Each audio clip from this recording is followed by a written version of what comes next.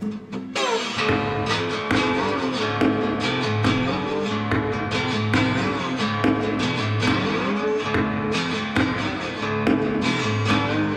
and welcome to the Old Man Orange podcast.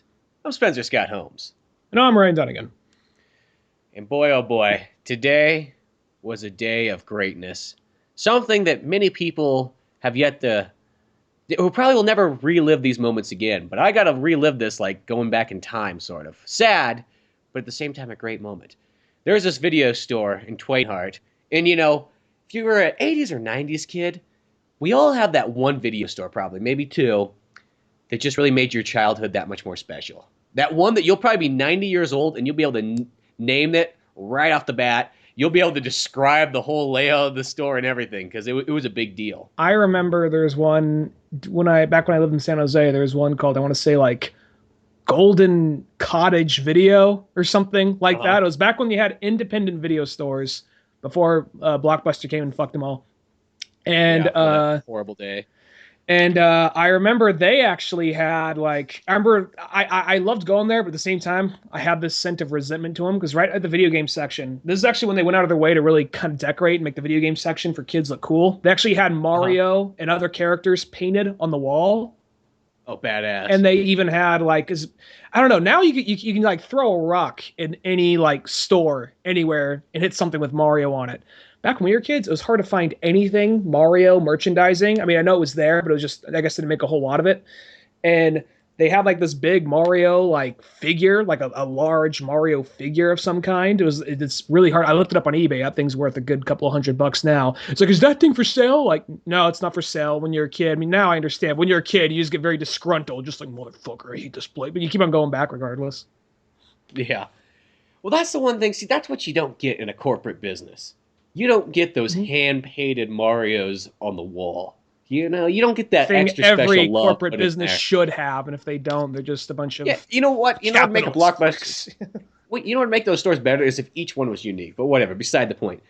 So today they had this sale at the video store that I mostly always went to. I'll tell you this, it's actually probably my second favorite one. There's one I liked a little bit more, but whatever. The video scene in Twainhart was such a big deal for me as a kid. You know, go there, rent Super Nintendo games and Sega Genesis games and VHSs and so on. Well, this place has been closed for like literally 5 years. And it was sealed up like a time capsule. Like almost like when whoever last owned it, when their rent was up and they just decided not to pay it, somebody came by and pulled them out and said no, and put a big fat lock on there and just said, this place will never be seen again by you, and just locked it up on them. Being Twainhart, I imagine it's like it's an old like 70s Western, like the dickhole, like the dickhole like bank owner comes rolling in, or like, we just made a deal with the railroad to come by through here, you know, so we have to not demolish the store, you know. I almost imagine something like that, just given it's Twainhart and just given how old, even though Twainhart's not a Western town, but it still has a little bit of that vibe though, you know. No train's gonna go by through. It started in like the 20s, but well, close. It has that fucking vibe. It might as well have been. If you look at old pictures, you think, oh wow, is that like? And like, if you look at some of the old pictures they got right when Twainhart was starting, you think, oh wow, was that like in 1870? Like, no, that was like in 20s. Oh fuck, man, that was way up there. Well, Twainhart, for anyone who doesn't know, which is like 99.9% of people out there, you know what it reminds me of, like, or what it was when it started off. You know, in Dirty Dancing, the place they go to, it's kind of like a resort where you get away. And that's in the 50s, too. That's what Twainhart originally was. It was a place where people drove up, they'd get away, there was a dance hall, they had activities, barbecues, and then you were like, have your kind of cottages out in the woods. That's what Twainhart was, at least back in the day. Now it's kind of like a little town. Little mountain town, almost like South Park without, you know, the chains that they have. And except 7-Eleven.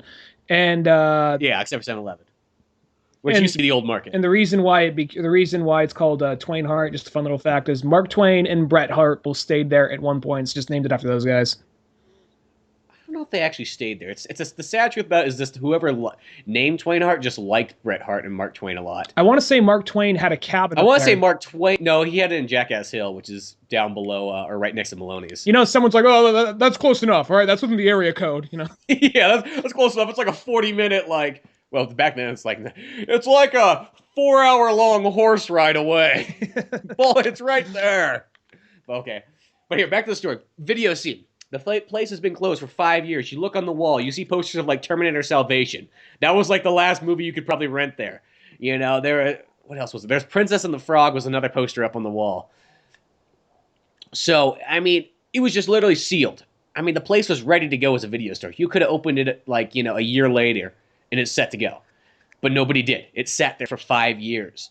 And they did have some sales beforehand where, they sold some of their Super Nintendo and regular Nintendo games and Genesis, and I bought quite a bit of those. But I knew for a fact there were still PlayStation 1 games there. I knew there was because they never sold them. So I've been waiting for this day. I've literally thought many a times, I'm just going to break in there and just going to take some of the stuff. Maybe I'll, you know what I mean? Like, whatever. If they're not going to sell it, somebody's got to take these, right? I even thought of another thing, too. Maybe I'll rent the place for 1 month just so I can take everything out and then just never come back again to that. I see you, like, starting up some kind of, like, Ocean's 11 type heist. So, who's our team for that? I'm guessing, all right, you're...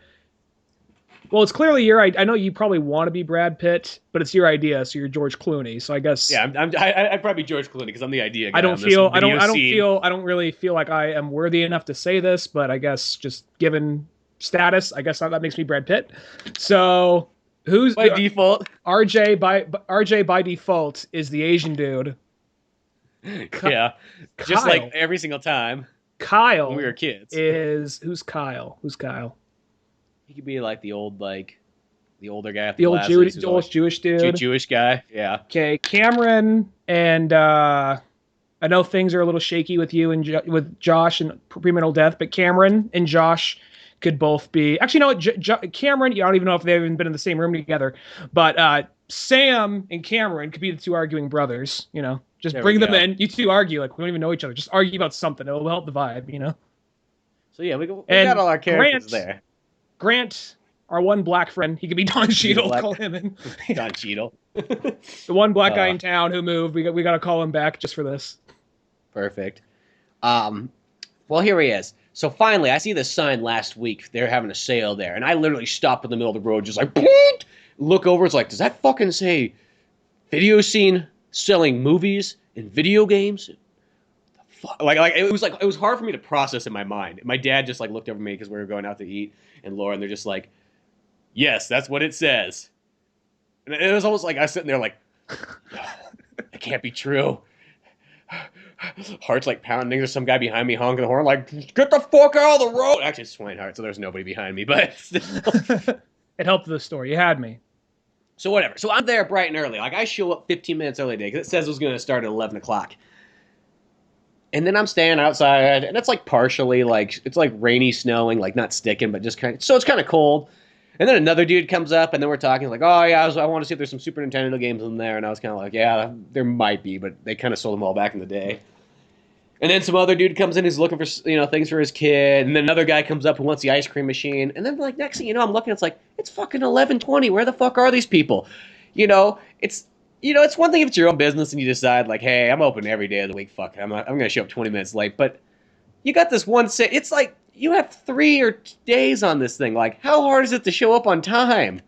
They must have maybe thought like, oh, nobody's going to show up. So we're calling this number that's out there on the side of the building, and that's not going anywhere. There's not even an answering machine. And I started to get to the point where it's like I'm feeling like I'm gonna insinuate a riot here. I'm like, come on, we should just break down this thing. And this guy's like, yeah, I got a big foot, I can kick it down. I'm like, we're good people though. We know what the price is. It says it right here on the wall. We'll just leave the cash on the counter like good citizens and just do our business. Mutiny! Here's the proper change. Here you go. Thank you. So yeah, so if like the police come by, we'd be like, no. We tallied it up, what we bought. We're leaving cash on the counter. We're not doing anything wrong. See, that guy, he left $500 for that ice cream machine there. This was a democratic process, all right? We all agreed upon this. It was a communal decision. Yeah, and we weren't doing anything wrong. I mean, okay, yes, we did kick the door down to get inside. We left money to fix that, though. We left money to fix that, too. But here's the thing. What did the sign say? It said 11 o'clock. It's 11:20 right now.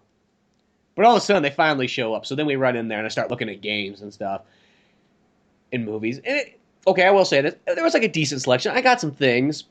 Maybe not nearly as amazing as I was kind of hoping. Like, it looked like some of the PlayStation games were still kind of gone, and I stuck with like the mediocre ones. Not just the sports ones, but like, the in-between. And then they had some PS2 games, which they're like a couple bucks a piece, so I decided to pick up those. Like, I got Dirge of Cerberus, Final Fantasy. It was like $3. I'm like, fuck, I've never played that. It's in pretty good condition. I'll take that. I think I bought Ultimate Spider-Man.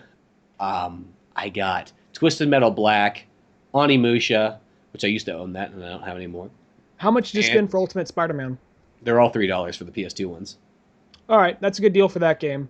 As a big Ultimate Spider-Man fan, I can say that game it's fun, but it's only like 4 hours. So $3 for 4 hours. That's worth it. That's the perfect length. That's probably I actually like that kind of length of a game only when you buy it when it's cheap, because then it's like the greatest game you've ever played. But when you spend $60 special edition, oh, no. Yeah, okay. $60 brand new day one because I was so excited for that game. But yeah, what the hell else I got? I got Siphon Filter 2 for PlayStation 1, and then I bought some other PS2 game. What the hell did I get? Crappers. What did I? Oh, whatever. Still, and then like, okay, I got some other VHSs. Like they have VHSs there for like 50 cents. So I got Magical Mystery Tour on VHS. I'm like, okay, that movie's expensive enough as is on DVD. I'm like, I don't have that one. Beatles. It's a good movie. I picked up. Is that the one where it's not even the Beatles playing the Beatles? They got a bunch of different. They got Eric Clapton. No. No. You're thinking of Sgt. Pepper's Lonely Hearts Club Band. That's the one where they got the Bee Gees are playing. And Eric Clapton. No. Peter Frampton.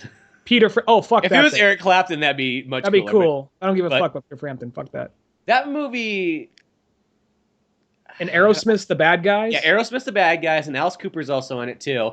It sounds like this should be a really sweet movie. I think it was the other way around. If Aerosmith was the good guys, you know, and like Alice Cooper was a good guy, and then you made the Bee Gees, even though there's nothing wrong with the Bee Gees, but you made the Bee Gees and like Peter Frampton. Peter Frampton could be the bad guy. Fuck, make the Bee Gees the good guys, too. Just Peter Frampton's the bad guy in the movie. He's the only bad guy. The thing about Peter Frampton, it's not that I'm being a little biased here. The only thing about Peter Frampton is, I never really hated most of his music. It's just his music's never done anything for me. The one song I absolutely hate, though, and primarily the radio station, The Hawk in Twain Hart, would play this song. Well, they say no repeats, but I swear I've heard this song like 10 times possibly in a day. Twice a day. It would be like that. I want you to show me the way, and they have the live version, so it's like then 10 minutes of blah blah blah blah blah blah blah blah blah blah blah blah blah blah blah blah blah blah blah. The one from Frampton Comes Alive. I think for that's like fucking 12 minutes, and it just like I get the fucking point. You like your little like guitar voice box thing. Yeah, fuck that. You know, yeah. Joe Perry uses that too. He uses it like on 2 songs. Get over it. And don't make a fucking entire album off of it. Well, that's the thing. It's like, when I was a kid, like I enjoyed Peter Frampton. I think the radio made me hate Peter Frampton. Yeah, I'll say that. And I think it's that Frampton Comes Alive album, because it's just like all the songs sound like the fucking talk box, and they're always playing on the radio. And yeah, horrible. But back to the story. So I just got some other ones too. I got like Walking Tall, the original '70s one, which I don't even know if they have that on DVD. They might have that on DVD. I want to say that if they do, it's really expensive. Let me just say that. Is that Burt Reynolds? Who's in that one? No, I can't remember. It's someone big. It's a big 70s guy. It ain't James Corbin, is it? You don't got to get up and look for it. Fuck, they're right next to me. Let me look. No, not in that box. He went away. I don't know what to do. Oh, he's back. This is a question that must be answered now that you've brought it up. I thought I killed the running of the show. I thought it's someone big from the 70s. I want to say it's I'm sure it's Joe Don Baker is who it is. I know that name, but I don't know who off the top of my head who it was. I was thinking it was someone like John Corbin, or I know it wasn't Charles Bronson, but maybe someone like Charles Bronson. You know, I picked up the Wild Bunch on VHS, but it's the widescreen version, because that movie's kind of expensive on DVD. So I was like, dude, fuck, that's one of my favorite westerns. You know, I'm like, that's a damn good movie. Do you own that movie yet? No, I wouldn't. Well, now you do. Yeah. I got Heavy Metal 2000 for $1 on DVD, and I like that movie. Not as good as the first one. Have you ever seen Alive? The one where like it's the South American football team based on a true event. They crashed their plane in like the mountains. Is this where they eat each other? Yeah, and then they gotta fucking survive and everything. I haven't, but right there in that picture, I've heard about that movie. But right there, it's kind of weird. That's what the movie's about. If you told me that concept, I would not assume that was the box art for it, because they just showed a couple of guys hugging and smiling with like mountainscapes over it. So maybe it's supposed to be like the tragedy of it. Right there, it's like, oh, those guys are in for a good old time, right? Well, it's not like one of those ones where like, you know, the plane crashed and then like, you know, 3 hours later, somebody's like, I'm fucking hungry and there's nothing to eat. Give me your arm. And they're like, whoa, Jim, calm down. He's like, my protein level needs to be higher, damn it. It's one of those ones, like, I think a guy dies and he's like frozen, and then everybody's looking around like, he's fucking dead. Like, who's he gonna care about? You know what I mean? Like, we could eat him. Fuck, we'll just bury the bones here. No, nobody's gonna know. I mean, he's already dead. It's not like we're killing him. We're not murderers. We're just cannibals. I mean, we're just trying to survive. I'm waiting for a movie that's not a comedy to come out and just have, like, you know, that like, you know, that more demoralizing question, like, is it okay if we eat this dead guy? I'm waiting for that to happen, and just have to be like, hey, who's hungry? The guy's dead, right? And not treat it like a big deal, because that's in several movies. They always treat it like it's a big deal, and I understand why. I believe I would have moral problems with it, but I think I just want to see a movie where it's not like a comedy, but someone dies like that, and they're just like, huh, who's hungry? I mean, you know, I haven't, you know, that's like the one thing, and they're like, really? They're not taking that seriously? No. And then I got, like, these ever classics that I used to rent. The Disney 50s movies, Swiss Family Robinson and Treasure Island. And I like how on the back here it says, not intended for rental. But those movies are all, you know, because every Disney movie is expensive, but those ones are, one, hard to find, and then two, you know, they're pretty expensive when you do find them. And I was like, but also there's also that kind of memory. It's like, I remember, like, 1994 renting this. Mm-hmm. And you look at it, you're like, childhood. I never seen I've seen, like, multiple versions of it. Like, Disney, I want to say they've made, like, 3 or 4 versions of Treasure Island. And I never seen that one right there. That's, so, I mean, like, the classic one right there. It's really fucking good. There's Muppets Treasure. I'd like to see that Muppets Treasure Island? On the back of, like, the Walt Disney case of Treasure Island just says, it's really fucking good. Wholesome family entertainment. Check this shit. Treasure Planet. And then Swiss Family Robinson. I mean, come on, dude. One of the best concepts ever for, well, a book and a movie. I've seen that movie. I've seen the original. They had, like, a made-for-TV remake, but I never saw the original one. Yeah, you know, I wonder if that's one they're gonna actually revisit. If they're gonna, like, try and make it, like, all epic and over the top and Michael Bay-ish, possibly. And, like, just because now they are like adult, like, making it like the Fuck Family Robinson. Like, they gotta make it edgier for kids nowadays. So, like, you know, kids don't want to just see, like, some wholesome family, like, you know, building a beach bungalow out there. No, man, they want to see some drama, some fucking cheating and stuff. They're like, oh, aren't they all a family? I'm like, yeah, it makes it fucking intense. You thought that cannibalism in Alive was intense? Wait till you see Fuck Family Robinson. Fuck Family Robinson. It's fucked up. You probably were assuming that, right?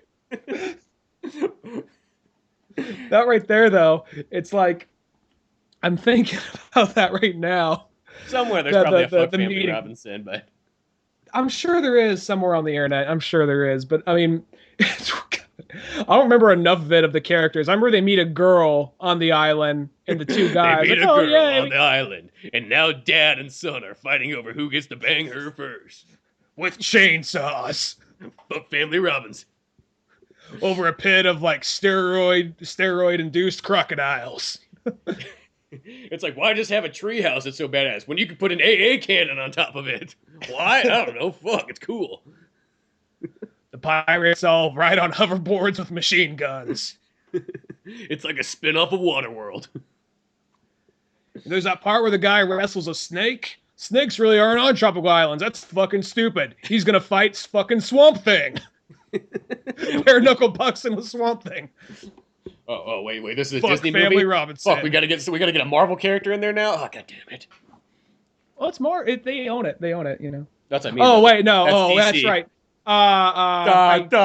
Made the mistake. I drew a blank on the thing from the Black Lagoon. So I was like, oh, Swamp Thing, Man Thing. That's basically the Marvel ripoff of Swamp Thing. Man Thing. Yeah, makes sense. Now, that right there, I mean, some Disney exec walking in like, you know what?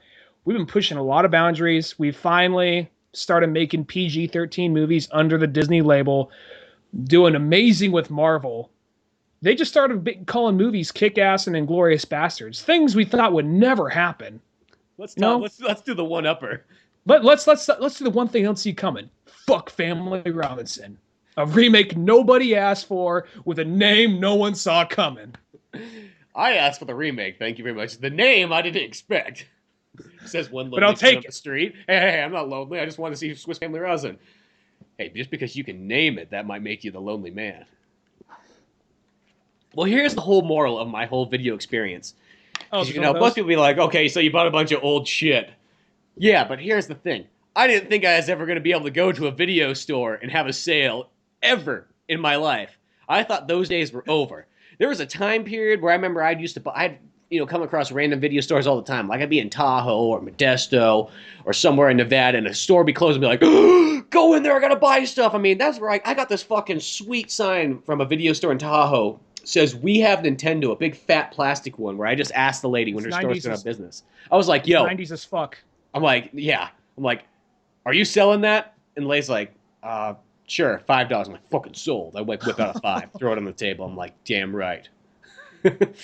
So, but it's an experience I didn't think ever gonna happen again. I thought, and it's kind of like it's like a double whammy. It's kind of like a really cool experience because now you get to go in there and buy all this sweet shit. And video stores always sell them really cheap. But then there's that sad thing too when it's like your own video store. You're like, this is the end. You know what it's like? It's like going to like visit like a grandparent who's like on their deathbed, and then all of a sudden you're like, how much you want for this and that? Like. That sounds like a horrible way to go about, but that's almost like kind of what's going on. Like, how much do you want for your Purple Heart, Grandpa? This is gonna look cool on my $5 on my backpack. And these so it's like sad. It's like Grandpa, that's how happy. much? I guess that doesn't pan out so well the other way, but still. How much for this picture of you and all your dead war buddies? Yeah, they'll look really cool in my office. I can just Photoshop my picture on top of yours. I'm just gonna Photoshop all my buddies in there instead, and make it look like we went to war, but we really didn't. His last moments. Like, I'm just imagining you going into 20 video, and I'm imagining it's like that treadmill shot they have in nearly every Spike Lee movie, where you're standing still, but the camera's in front of you, just following you as you work your way in there, and like. In the arms of the angels, far away from here, starts to play. Just going through. Because this is the moment you thought would never happen. It is. It's one of those ones that store sat there for 5 years, and I went through all like the different ways of how I would get in there and secret squirrel my way through and get something. And lo and behold. Fucking secret squirrel of all the things you could have gone to. Not 007, not fucking like Solid Snake, not Batman, not even like Danny Ocean. Fucking secret squirrel. Hell yeah, I'm bringing him back, dude. Nobody talks about Secret Squirrel anymore. I want a Secret Squirrel movie, but I want it fucking amped up. Pretty sure Secret Squirrel is going around flashing his dick to people because he's like, look inside my trench coat. He always open it up. They always cut away. They see be pulling out a gadget, but I mean, let's read between the lines. let's just say, when they pull out a gadget out of a trench coat, it's mostly a organic gadget. But that's in all honesty all I remember about it, because I remember this Two Stupid Dogs remake of it. But beyond that, I don't remember anything about Secret Squirrel. Otherwise, just the Two Stupid Dogs remake of it. He was a squirrel that would just open his trench coat and show his dick to somebody. That's all I remember about it beyond that, though. But yeah, so I cut you off. Sorry about that. You were saying? But yeah, so this experience that I got to have one more time in life that, very few people out there get the video store buyout this day and age because it just doesn't exist. We live in a video store free world, which is a horribly sad thing. I hate how my options to go buy movies is so limited anymore. Or just video games in general. There's actually one, I mean, this is like a rarity, but there's actually one down on Valencia in the Mission District. Like an old rental store? It's very big too. Huh. They even have videos. They even have VHS videos. With a VHS to rent if you want. Yeah. Well, sometimes in like the ghetto places I know, it's like you can find cool like rental shops like that where they just like have a bunch of VHSs still. Sounds so weird, but I've seen that before.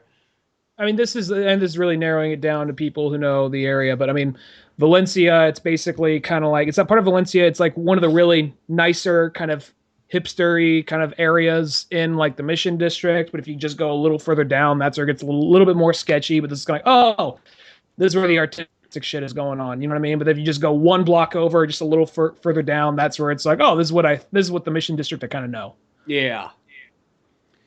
But so yeah, good times to be had once again with a video store that so few exist anymore. Such a sad thing. But we got a bunch of emails I'd like to read off before either one gets too far into the episode and then I put them at the end because I forgot halfway through. But let's start off. I got one. His name is Lester Lutaboys or Lutilboys. Okay. Lutaboys? Well, it's Lutilboyes. Okay. Lutilbo, yes. Lester. Your guess is as good as mine. He's like, I love your podcast so much. I listen to them as I play with my knives in my scheduled cabin. Sometimes I listen to them with my friends, as we light little hookah pens. But at times, I listen to them alone. You guys are great, and your podcast couldn't be better than anything unless it's unreal. Keep doing what you guys are doing, and it's damn great. Well, thanks, Lester. Thank you, so. You know, playing with knives and doing podcasts. Well, hell, a lot of our stuff, whenever we used to talk about movie scripts and whatnot, we'd always have toy guns that we'd spin around. I don't know what it is. This sounds like a weird thing, but I understand why Saddam Hussein would give his speeches with guns. Because when you have a gun in your hand, it's just so much easier to talk. I don't know why that is. And granted, we would just, oh, and by the way, thank you so damn much, Lester. That's you're too damn kind right there. That right there, though, I know exactly what you mean, because sometimes we would just be sitting in your room. And the thing is, now whenever we make a movie, we hardly ever use it. If we make a live action movie, it's hardly a guns involved. It's mainly just dialogue, kind of like a Kevin Smith or like Martin Scorsese movie. Actually, those still have a lot of guns, but the ones where there isn't much guns. Anyway. But primarily dialogue. Back when we were younger, though, we always would have like, all right, we got to orchestrate the shootout. We got to orchestrate like the sword fight. And we just have all these guns laying around, so we just be bullshitting. Like, so when they get to the coffee shop and just like twirling like a pellet gun around, like, you know, there's like a BB still lodged in there, so like it doesn't fire, but you're just afraid the one day it finally goes off, like bounces off something that hits someone in the temple, or the eye, even worse. Well, you hear those stories, like your parents would have those stories about like, oh, one day we were, you know, because you think like BB guns, pellet guns are mostly harmless, but you have your parents always have one of those stories like, well, me and the gang, it was always the gang, and they say that like the full names of these people you never met. Names of people you never met. That's always what old people do. Me, John Arston, and like Sam Rockwell. Yeah, like the actor Sam. No, just Sam Rockwell. Ordinary fella, he runs the propane store down the street now. You're like, oh, not that. And Jonathan Cash, no, not Johnny Cash, you know. So we all just kind of would sit around and just, you know, we just also one day sit around. One day we were playing with BB guns and so got shot inside the temple and died. That's all there is to that story. So be careful now, Billy. Oh, okay. But yeah, I don't know what it is. Like, you have a gun in your hand, you just spin it around. Like, you're so confident. Like, you could just give the best speech ever. I always thought if you had to give a speech to, like, you know, a local committee, pull the gun out and just start spinning it around. People will listen. You'll talk well. I don't know why that is. I was going to say, I was almost going to say, like, if Obama did that, then he might win some red votes, some, like, Republican votes. He's up there just spinning around a magnum on his finger. But then I figured, no, that's probably not going to happen. That's actually, they'd still find something to bitch about. Like, see, he's a gangster. That's what he's doing. You know, where if like, some white, like, cowboy hat wearing Republican went up there, be like, yeah, see, he's all about America. But the second Obama did exactly what they want to do, they still have the bitch about turning around on him. Exactly. Well, here we go. I got another email here. This one's from Ty Rexton. It says, you guys are the best podcasters on YouTube. You make all other podcasters look like a joke. Like Rooster Teeth and Kevin Smith. Oh, wow. So we're topping out Rooster Teeth and Kevin Smith. I don't know about that's the best compliment I ever got. I don't know if I'll say this. I don't know if I can top off Kevin Smith, but I'll say that we could be on par with Rooster Teeth. I'm cool with that. Depending on which member of Rooster Teeth, I'll say. Yeah, because I like Rooster Teeth. There's only one guy that kind of like I don't care too much for. I'm not saying anything totally against him, but he just kind of seems negative. No, I know what you mean. There is no way anyone is better than you guys. Old Man Orange for life. And then it has big E's at the end, so it's life.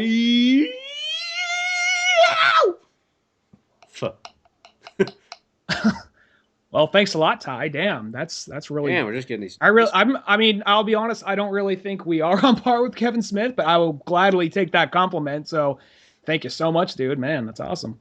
Yeah. I wish I had something incredibly clever to kind of like match that compliment. But it's just like, oh, shucks, fellas, you know. Well, here we got a third one here from our old buddy Nick Chowder. He Shout said, out. "Yo, Ryan and Spencer, sup, my main men? It's Nick Chowder hitting y'all up. I want to say that I am a long time watcher of yours." Like, what is he watching the videos or is he watching the podcast? Maybe a little bit of both. "And I really love you guys. The way that creepy guy who asked you to watch the DVDs was cool. Good old creepy guy down at the flea market we've never seen yet. But I really do like Tostitos chips. I mean, the way that John McCain eats them with the salsa. I like the salsa and John McCain. But most importantly, I love your guys. I've watched almost all your videos, and I love Chris Christie. Nick Chowder." Oh, we got we got not judge. Everyone has their own political opinions, so thank you so much. I think that's our first like Republican viewer right there. Well, it's not like we have really like. we don't really have a set stance. No, we just have a stance. Love you too. That everything's freedom. God damn it. Everything's freedom. Yeah. As long as nobody's infringing on somebody else's freedom, that's the bottom line. Mm-hmm. But oh man, that's just so nice. Everybody sending those nice emails in there. So if anybody else wants to send us an email, oldmanorangepodcast@yahoo.com. Hell, I'll read any of them. I'll read the bad. I'll read the good. I'll read the weird. It's okay. We do them all here. And also, when you're done listening to us, check out Urban Toledo Gang podcast and Paint It Black. Both those podcasts are really funny. I know. We're all kind of part of this team podcast that doesn't have a cool team name yet. We should get a team name. Almost would be like fucking if we call out all our podcast names together, we can summon Captain Planet or something. Us, the guys. I haven't really listened to Bold and Belligerent. I know they're part of that group. I haven't really listened to them. I guess what it would be at the moment. I guess it would be us, Paint It Black, Bold and Belligerent. Urban Toledo. Is it Urban Toledo Gang? Urban Toledo Gang. And then Arnold News Radio. I believe those guys. Are they part of it, or are they? They're not really. They're almost like an offshoot. That's kind of where we just kind of talk back and forth, but they're not part of our Paint It Black kind of group. Because Paint It Black's sort of our head honcho leaders in organizing all this. Mm-hmm. They're doing a fantastic job of getting us all set up together and sharing and hooking up and whatnot. So we got to put the big thanks out to them. Lou, Brian, and Pete, who are the main guys who are usually on that show. They usually have one or two other people on there. The ones I listen to, it's primarily Ken and Jillian. They're all pretty funny people. So check them out. They got a hilarious show. Check it out. If you like our show, you'll like their show. That's the bottom. I gotta check out Bold and Belligerent still. That's one I have not really checked out. I follow them and they follow me, but I gotta check their podcast out. Well, something I picked up the other day. And this goes back to kind of this is. I will say this. This is actually, I think, the step into the '90s man. Do you remember the show Captain N, the Game Master? Fuck. At Twain Hart Market for $2, brand new. I found the fucking Captain N set. Oh no, Twain Hart Pharmacy. Twain Hart Pharmacy. Close enough though. I was like, holy fuck! I gotta buy this. It has been so long. I haven't seen Captain N since 1992. Go on. I forgot about that shit. Only thing I remember, there was a girl. I don't remember what she was or if she was even from a game. Pitt was part of their team. He was like, golly, fellas, what's going on? Shut the fuck up, Pitt. And then they had a giant Game Boy kind of just hopping around with them. Yeah, the Game Boy's actually later in the series. This one, the one I got's just the first season. So it doesn't have the Game Boy yet. I think that came in season 2. Because afterwards I looked it up. I'm like, man, and that was a show. I probably only saw a couple episodes because that show and then Super Mario Super Show and the other Mario versions and Zelda.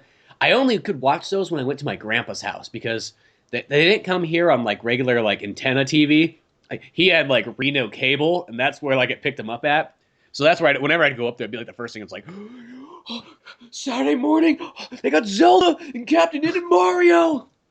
So excited. Now, I don't remember entirely. Was Captain N kind of hey kids, we're on an adventure, but meanwhile, go check out what my buddy Mario and Link are doing, and then they come back was like an anthology show, or was it just about a guy with like a game blaster and then they'd run into other Nintendo characters?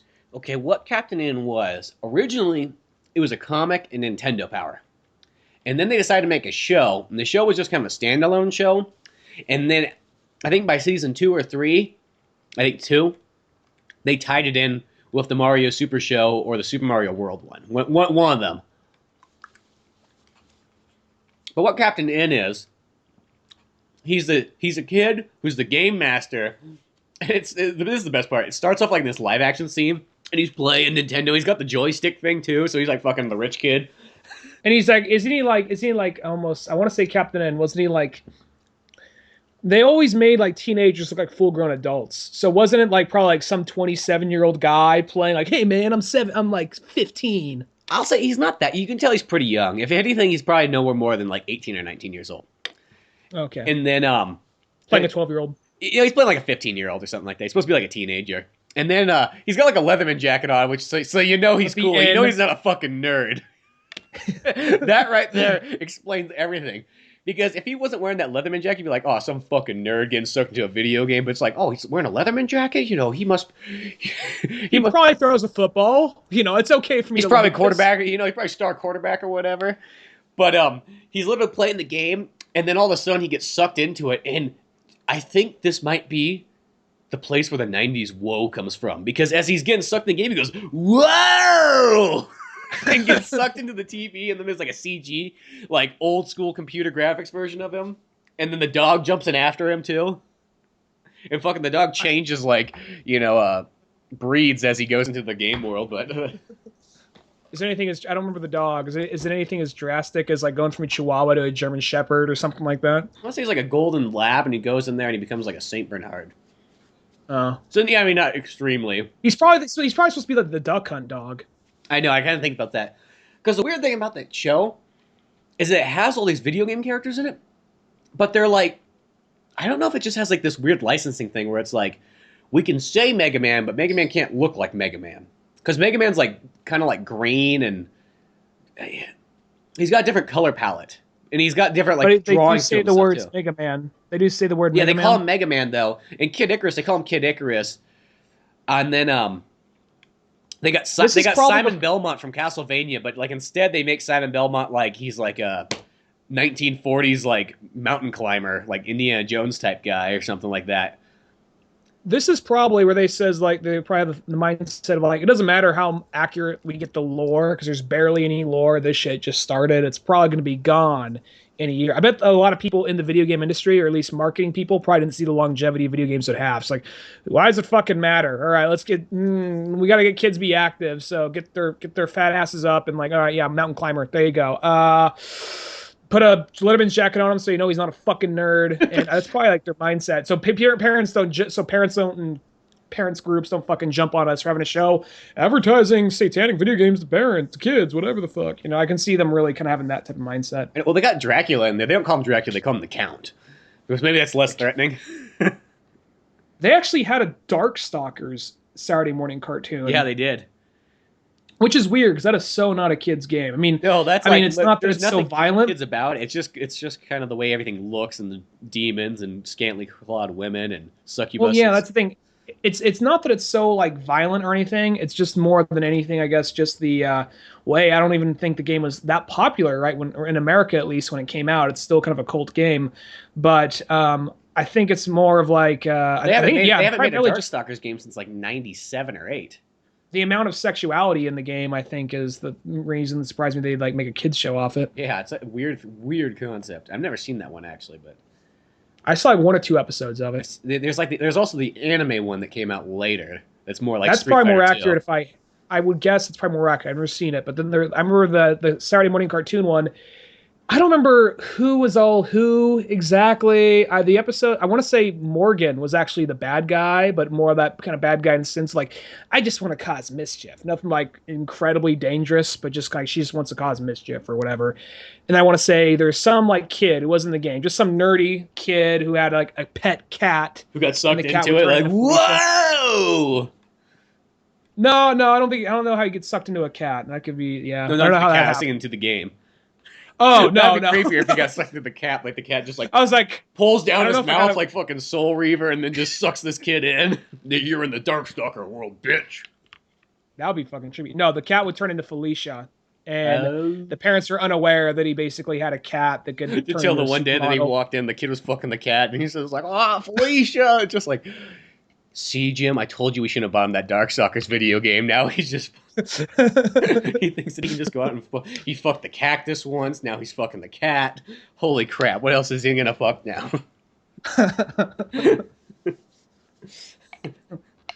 So, and then there's like the oh, now he's gonna try and fuck the cactus because there's a cactus in Darkstalkers. Yeah, that's where I got that from. Did you say cactus? I did. Oh fuck! I'm sorry. I was on fucking autopilot. Well, because at first I thought you just didn't like that went over your head, and I was like, oh, okay, maybe he. It was totally over my head. I was just like, in a cat. Oh wait, you already fucking said that. But going back to the Game Master, and I feel bad now. We got these nice emails saying like, you guys are the best like podcasters. Then someone says, you say like, yeah, he's fucking the cactus. Like, yeah. Oh wait, then he's fucking a cactus. Like, yeah, I just fucking boy, said Ryan that. just seems to be really off these days. He just seems to like, fuck, my bad. People take your jokes now. I'm just like Captain Tailcoat Rider. That's all I am today. I'm just kidding. Yeah. So, the Game Master, like, because he's got a Nintendo controller on his belt buckle, and that's like totally the regular Nintendo controller. Like, there's nothing weird about that. And then he's got the Zapper, and it's like the original Zapper, the one that's not orange, the one that's still gray. But I want to say it still looks a little bit different. Like, it doesn't look totally like the Zapper. So he's got the Zapper to shoot anything he wants, and then, like, on his belt, like, if he presses up or down on the arrows, he can, like, teleport like fucking Nightcrawler across places. And then if he presses pause, which this is the one part that throws me off, because he's always pressing select. Now, I know there's some games out there that pause with select, but most games pause with start, you know? Mm-hmm. Then he was like, we can pause time, we only got, like, 30 seconds, man! And then, you know, he gets out of the situations. So he's really like a weird character. It's like this guy goes in there, it's like, this guy's gonna save the kingdom. Who? That kid with the fucking, like, controller on his belt? Yes. That kid with the controller on his belt. I wonder if there'd be legalities, because there's always, it's one of those things that you always hear it, and you're like, I don't know. But, you know, we finally got Sonic and Smash Brothers. I wonder how likely if we'd ever get Captain N as a Smash Brothers character. Well, because I think Captain N's like totally like, if he's in Nintendo, he's like an American Nintendo character, if that makes sense. So maybe in Japan, they look down upon Captain N. It wouldn't surprise me, but at the same time, like America, I mean, yeah, I know that sometimes Japan, Nintendo of Japan looks down like Nintendo of America sometimes, but and Nintendo of Europe, just like with like Donkey Kong, where Shigeru Miyamoto's like, Donkey Kong country's made for a bunch of teenage retards. Fuck you, Rare, you stupid fucks. I'm gonna go make Super Mario 64 instead. Fuck you guys. I'll show you how 3D's done.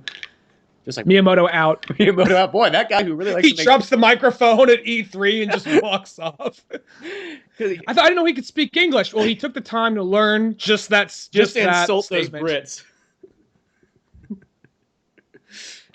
In America, too, because you know what? That's who he was making it for, was a bunch of retards in America. If I don't make Donkey Kong, then it's not Donkey Kong, and that's the bottom line, because Miyamoto said so. He drop kicks the mic out. What the fuck? You just hear the boom. But no, I think Captain N, though, would be such a badass character, though, in Smash Brothers.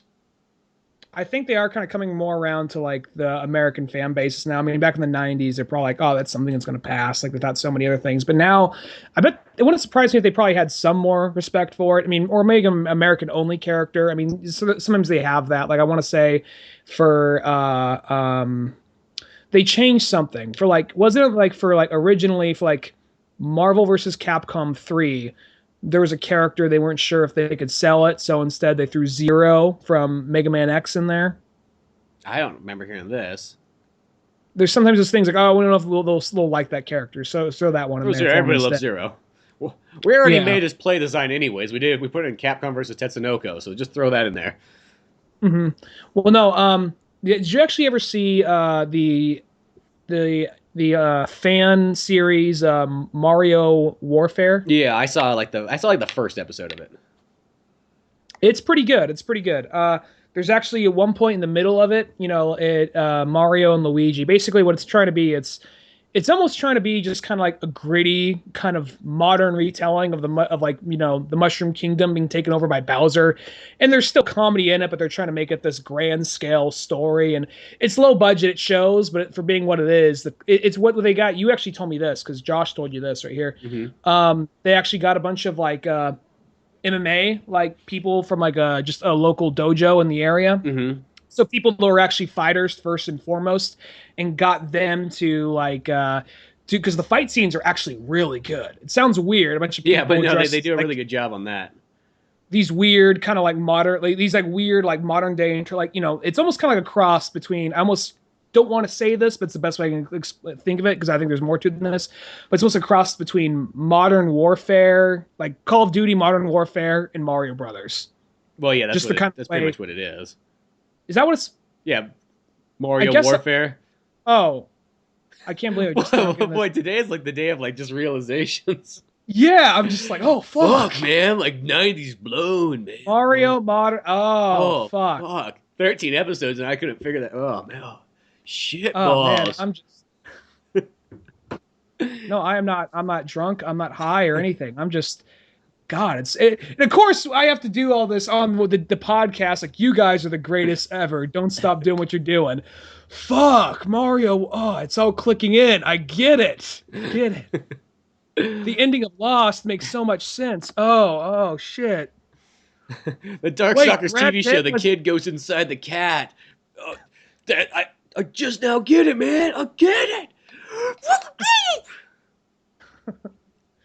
All these things that I should have got a long time ago. No, but like basically, well, I guess it didn't feel that much. It didn't feel like, I mean, it kind of had a little bit of that look, but didn't feel so much. Because it has some of the characters from Modern Warfare in it as well, too. Oh, I didn't even realize that. I didn't even notice any of the characters. I don't really know Modern Warfare that well. I guess maybe they're like Mario. They're kind of a fusion of characters things. I didn't really even notice any Modern Warfare characters so much, but it was more of like. The reason I said Modern Warfare is just because, they're all in this badass looking military gear. They're just spray painted like Nintendo character colors. And it didn't really even come across so much as Modern Warfare. It came more across as like just a more trying to be gritty, realistic version of Mario Brothers. But I guess that makes sense now when you get down to it. Oh, no, take that back.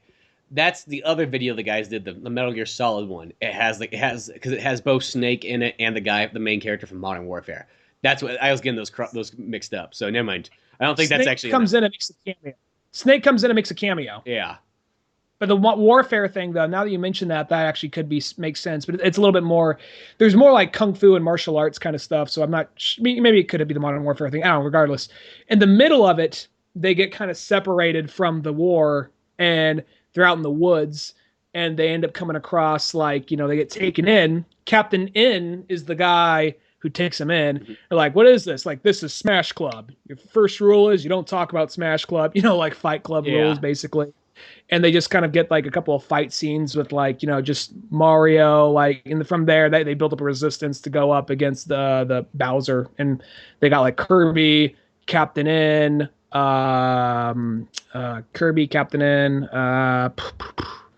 there's other characters. Link. They make a bunch of like, oh, that's Zelda. No, it's fucking Link. They make that joke a couple of times.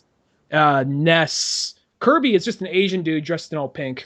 And then there's then like Pokemon Trainer, but what the Pokemon Trainer really does, he just throws a Pokeball and then it just cuts to someone struggling like with a stuffed Pikachu. That's pretty funny. I only saw the first. I think I saw the first, maybe the second episode of that, and that's about it. Like. It actually gets pretty good. I mean, it is kind of silly and kind of cheesy, but I think they're aware of that. And the fight scenes, the actual shootouts and all that, they're actually really well made. So check that one out, especially if you're a big Nintendo fan. Yeah, no, it had some high quality to it.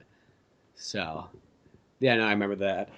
Funny thing about going back to Captain N is all the bad guys I have in it too, like Mother Brain's like the bad guy. It was like the main bad character, and I think she's played by like a male because it has like this Dr. Frankenfurter like feel, like it's fucking a Rocky Horror Picture Show or something.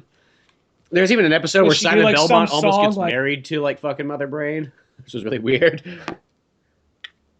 She's like transsexual, like do that song from Transylvania, a sweet like trans brain type. Look, I'm gonna be. I don't want to. I know I'm being kind of Captain Derailer here, kind of jumping Captain off to other topics. Derailer, he's a Captain D. hero. Well, they also got the You weird talking thing about? is they don't have like Mario characters in there though. Well, I take I it back. think because they probably They don't. have Pauline from like Donkey Kong. That's like the princess, pretty much. I don't know if they ever call her Pauline, but Oh, that's who okay. it's supposed to be. And they have Donkey Kong in there. And then Is he like Donkey Kong from like the 80s one, the Saturday similar to Supercade, that one, that Donkey Kong sort of not where he just not like kind nearly of as laughs? weird. Not like That was just so. No, it was unsettling because what Donkey Kong would do in that show is people would ask him a question and they just go yes. It wasn't even so much. It was just unsettling. It was like kind of creepy. disturbing, you know. He'd be like, like Donkey Kong, what do you want to eat? Banana. No, they picked some other weird characters because they got like the King Hippo guy from like Punch Out. Like the weird fat guy with the big man tits. Sandman. They got Sandman. No, I don't think they have Sandman. They just had fucking Mike Tyson. Like, yeah, okay, I'm gonna fuck you up, man. Get over here. Mother Brain, what do you want? He's just like Mother Brain's right hand man. He's like, and Mike Tyson here. And then they have. Hey, you want me to fuck today, man? Like, oh, whoa, Mike, you don't gotta do. Who you want me to fuck? I'm like, oh, well, Mike, you're in the game world, so I guess you can. So go for it. No, then they have like the Eggplant King or whatever from like Kid Icarus, and that guy's like, he's always like shitting out vegetables and shit everywhere. Like when he gets scared, like, literally like he's shitting. well, like he out gets scared and there's like just vegetables go like, poof, like all out of him, and it just looks weird. Oh, I thought it was just like he would fucking like then crouch down and just like a plump, just like a stack Like of the vegetables cucumber just just pile comes out out, of his toga, out of his toga. Yeah. I'm sorry, I do that when I get nervous. He's even got a voice like that. He's kind of like, I talk kind of weird, like a cartoony voice. Oh, he's kind of like, oh, geez. He's kind of like Kyle's like super Jewish cousin. Like, oh, Jesus, oh, God.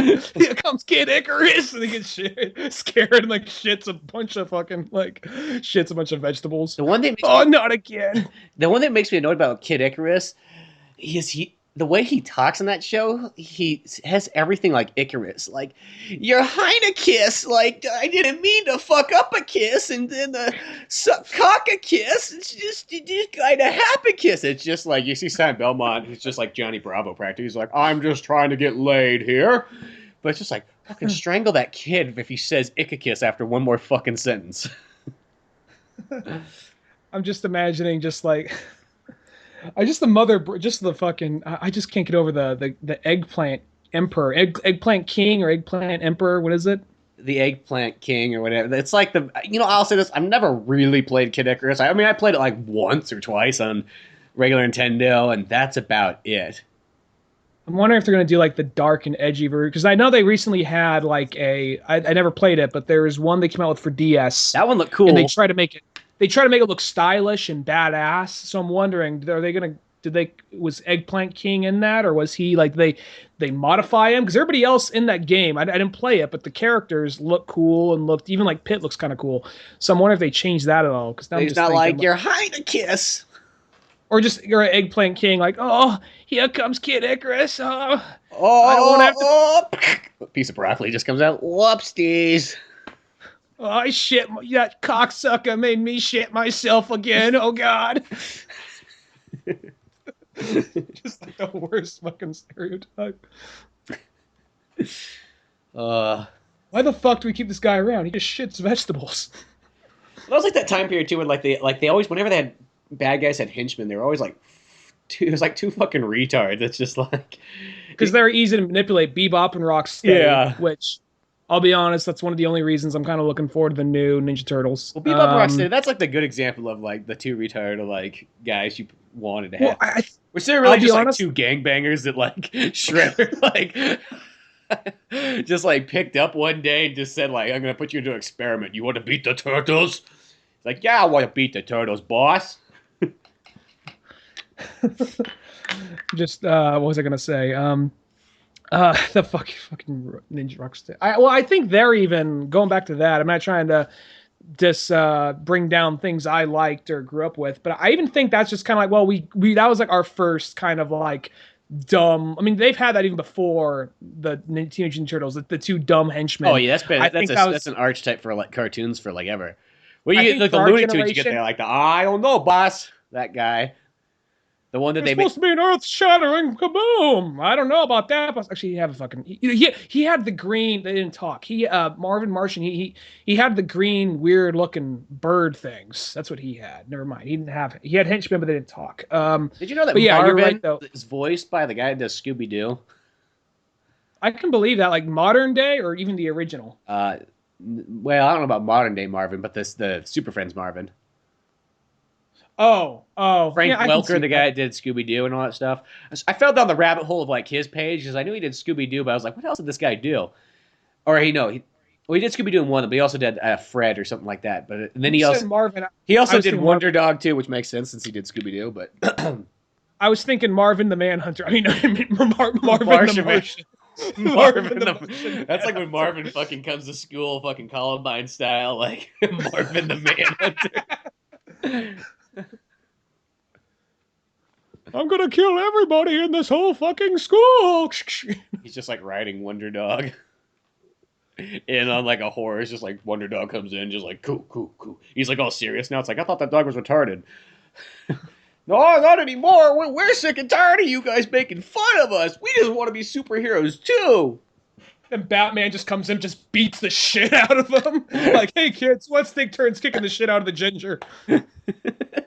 Just Aquaman, Superman, Wonder Woman, all in there, just like beating the shit out of Marvel. and kids could like pose like, hey, who wants to pose with like kicking the shit out of like this kid who was gonna shoot up a school, like, oh, and like, so just they take him around like fucking Jesse James' body, and you can get your picture with Marvin. Just like he's on ice up there, like, come see Marvin. Marvin the Martian? No, not Marvin the Martian. Marvin the faggot from Super Friends. He's gonna shoot up a school, but then Batman came in and said, you know what? If there's one person I ever wanted to kill, it's gonna be Marvin, because I really, really hate that kid. Batman also stated that Marvin is actually technically not human. He's below human. So killing's not bad. What happened to Wonder Dog? Oh, we put him down. It was the humane thing to do. Superman was going to use his heat vision, and then like Bruce just put his hand on his chest like, Clark, give me this. He just took the Batarang, just took his time, just like stared that dog dead in the eye. His tears are starting to roll down his face, just got nailed right in between the eye with a fucking Batarang. And then for the first time in like 20 years, Batman smirked. He smirked, and he was happy, and he took a day off. From being noble and courageous. Yeah, he took one day, flew the Batwing down to like the Bahamas, kicked back, had a couple of those fruity drinks. Why? You're on vacation. No one's gonna judge you. No one's gonna judge you. Fuck them. Yeah, just see him just like a Corona commercial. Fucking the camera pans back from Batman. Find your beats, just Batman.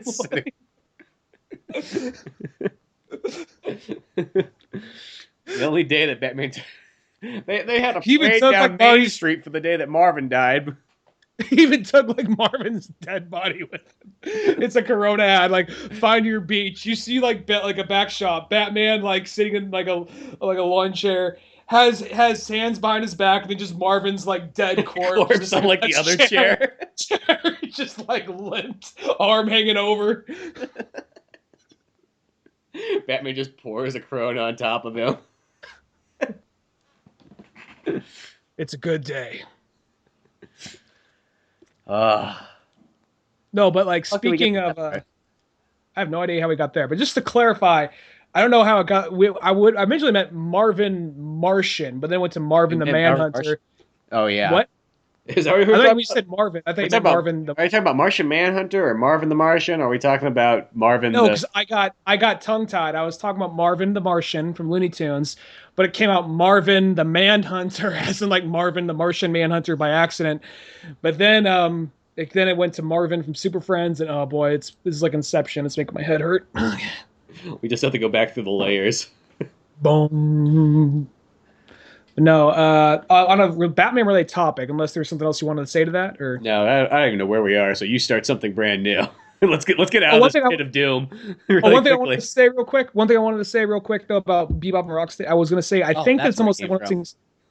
I want to say those characters were originally kind of like, I mean, if we probably, I mean, I grew up with those characters, so I like them, but I think they're probably weren't that original characters. So since we grew up with them, we probably like them more. But something to the effect of like, I think now if you look at anything that didn't really, because I mean, I knew of Captain M, but I didn't really watch it that much. I knew of it. I saw a couple of random episodes and certain characters, but I want to say like fucking the two like they always have the like by this point any like kind of like two goons. It just seems kind of dumb and kind of weird. But then you got the one or two you like. You got your Bebop and your Rocksteady, and then, or you got your or there's Street Sharks. They had what they have for Street. They had Calamari, and they had the lobster.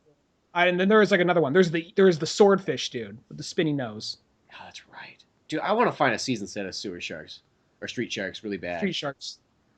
Sewer Sharks is that video game for Sega CD. That was basically just the aquatic life of like the aquatic life version of Ninja Turtles when it gets down to it. It really is, but I would love to watch that show again. But I haven't seen that show appear, and I don't think is there season sets of that. Probably. I guys maybe check on. There probably is. I remember it's probably something they don't sell at like a regular store, but. I remember I had one teacher. She was actually kind of worried about me. She actually talked to my parents about it. There's the one character, Moby, because each character was basically a different type of sea life character. Basically a different type of like what was it? Because it was a show just made to sell toys. I want to say the toys came out first, and they came out with the show as it went on. There was like each character was a different type of like sea animal or sea creature. And then they would, there's the good ones and there's the bad ones. And one of the main, well, it wasn't the main one, but it was like one that would actually kind of come and go on the show. Moby Lick. Remember that one? He was an orca whale. Yeah, I do remember that. Bright orange pants. And the action figure, he had this big, long-ass tongue that stood out. And you would twist the knob on his back, and the thing would just rotate around. Now it sounds kind of weird, but as a kid, like, oh, that's so fucked up and so cool. Look at that, you know what I mean? And you could even like the typical thing: you stick him underwater, you squeeze him, his head fills up with water, and you squirt. Out. You know. So now I'm realizing it was really like a whale. This seems very, very sexual. Now it's all coming together. And I remember the second grade. I brought that thing to school with me one day, and one of my teacher actually called my parents like. Something I want to talk to you about. Ryan has this action figure called the Moby Lick. It almost could have been called the Dick Lick. It could have been that. Just like look, we can't. Does Ryan ever take that into the bathtub with him? Well, he does like to fill a thing up with water. Oh God. Oh God. Just like wee. You just hear it from the bathroom, and then he gets like, oh fuck. And it's just like he's like, Ryan, what's going on there? Nothing. Just penis all wrapped around the fucking Moby Dicks. Oh, I wasn't taking it there. No. I did some dumb shit as a kid, even as an adult. Never that. You weren't like the Jason Biggs of like the I could second grade. No, I can luckily say like nature. I never tried to fuck all the mistakes. All the mistakes I've done in my life have never really involved my dick, none too much. So, actually, all right, no, all right. There's one or two like, oh yeah, there's that one girl. Why'd that happen? But beyond that, though, there's no or that real time in the elevator. But other than that, we're like when the door closed and it just happened to be timed right, and the firefighters had to come. And holy crap! But okay, back to the. But they just hear they just hear like because they don't know the terminology like quick like they just hear from the bathroom like quickly like shreds let's get going Jossum. They just hear from the bathroom. They just hear that from the bathroom. Oh boy. Okay, but what was this conversation like when like the teachers like brought you into like the meeting? Or, like, she didn't bring me into it. She just talked to my parents. She didn't say you needed like therapy or something like that or. She maybe said I needed therapy, but I had this action. I could just imagine that. Like, all right, so we got this character called the Moby Dick. All right, that's pretty cool. We can't call it the Moby Dick, mainly because of copyright stuff. Plus, we don't want parents thinking we're selling kids gay toys. So call it the Moby Lick. That'll be totally fine, right? Because that sounds better. Because I guarantee if you go on like Google Images or Bing Images and type in Moby Lick, that action figure probably won't be the first thing to pop up. Hell, it might not come up till page 3.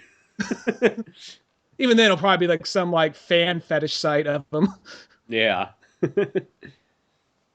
No, but like there is that, and then there is I don't even know what the fuck she said. She she was worried about me, and she actually called my parents regarding that and had a meet. There's probably something else in the meeting, but that was definitely in the meeting. I know that.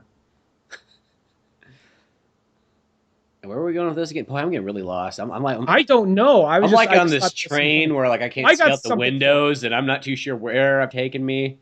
Well, this is a little less funny, but I actually got something that you might make you happy. I'm not sure if you already heard this. We need some more. We need, with all this bad shit going on in the news, more ISIS shit, and Mr. Nimoy passing away. I know that was a bummer. I with all I was that, saddened. Even though he was old though, so he lived a glorious life. So he lived a good life. He accomplished a lot, and I mean, everybody's already said everything. So, and I never really watched a whole lot of Star Trek, but I've seen some of the newer movies, and I know the concept of it, but I know how much he's done. So, our respect goes out to his family. He played Galvatron in the Transformers movie, and he did that. Yes, he did that.